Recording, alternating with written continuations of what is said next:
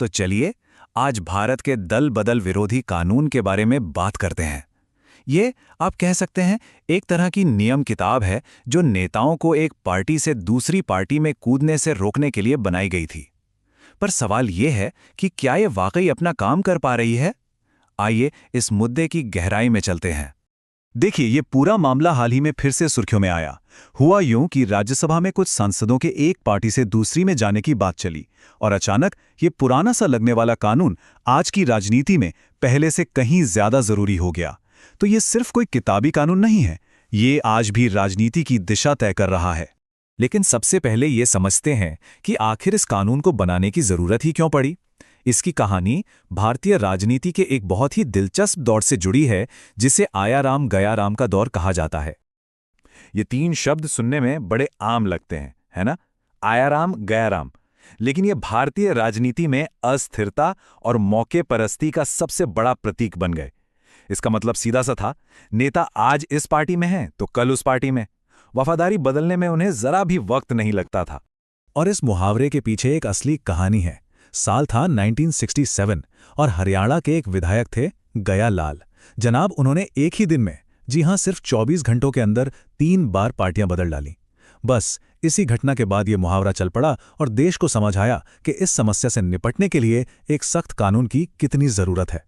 तो इस आया राम गया राम वाली संस्कृति को रोकने के लिए सरकार एक समाधान लेकर आई और यही समाधान था दल बदल विरोधी कानून, यानी एंटी डिफेक्शन लॉ। तो 1985 में संविधान में 52वां संशोधन किया गया और 10वीं अनुसूची जोड़ी गई। इसका मकसद एकदम साफ था, राजनीतिक दल बदल पर लगाम लगाना और सरकारों को स्थिरता देना, ताकि जो सरकार 5 साल के लिए चुनी गई है वो बीच में ही ना गिर जाए और अपना कार्यकाल पूरा कर सके। देखिए, इस कानून के 4 बड़े लक्ष्य थे। पहला, जैसा मैंने कहा, राजनीतिक स्थिरता लाना। दूसरा, जो बहुत जरूरी है, मतदाता के फैसले का सम्मान करना। मतलब अगर किसी ने एक पार्टी के उम्मीदवार को वोट दिया है तो वो उम्मीदवार दूसरी पार्टी में न चला जाए। तीसरा, पार्टी में अनुशासन बनाना। और चौथा, उस भ्रष्टाचार को रोकना जो अक्सर ऐसे दल बदल के पीछे की वजह होता है। तो सवाल यह है कि किसी नेता को इस कानून के तहत अयोग्य कैसे ठहराया जा सकता है। इसके 2 मुख्य आधार हैं। पहला, अगर कोई सदस्य अपनी मर्जी से पार्टी की सदस्यता छोड़ दे, और दूसरा, अगर वो पार्टी के निर्देश के खिलाफ जाकर सदन में वोट करे या वोटिंग से ही गायब हो जाए। पार्टी के इस निर्देश को व्हिप कहते हैं, मतलब पार्टी ने जो कह दिया वही करना होगा। लेकिन जैसा अक्सर होता है, जहां कानून होता है वहां उसे तोड़ने मरोड़ने के रास्ते भी निकाल लिए जाते हैं। ये कानून ऊपर से तो बहुत सख्त लगता है, पर इसमें भी कुछ ऐसी लूप होल्स हैं जिनका इस्तेमाल करके नेता बड़े बड़े समूहों में कानूनी तौर पर पार्टियां बदल लेते हैं। तो ये होता कैसे है?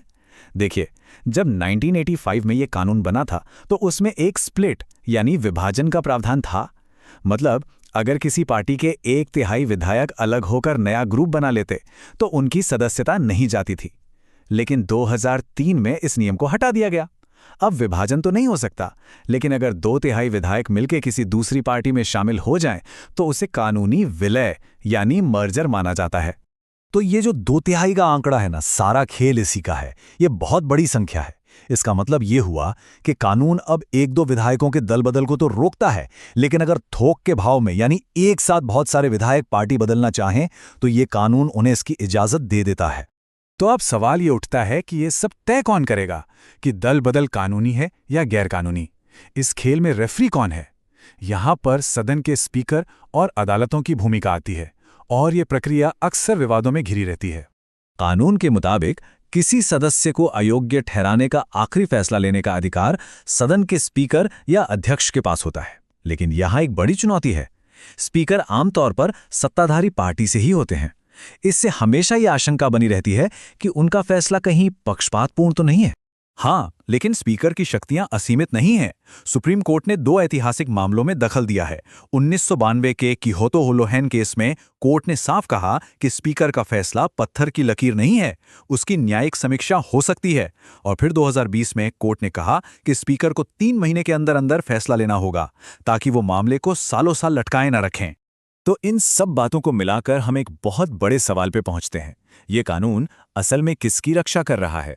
मतदाता के फैसले की या फिर राजनीतिक पार्टियों के हितों की? इस कानून से जुड़ी कई बड़ी चुनौतियां हैं।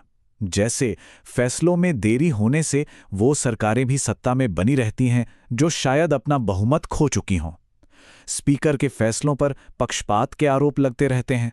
और एक और अहम बात, ये कानून एक विधायक को अपनी अंतरात्मा या अपने क्षेत्र की जनता की आवाज पर वोट देने से भी रोकता है। और वो 2/3 वाला लूप होल, वो तो एक झटके में जनता के जनादेश को पलट सकता है।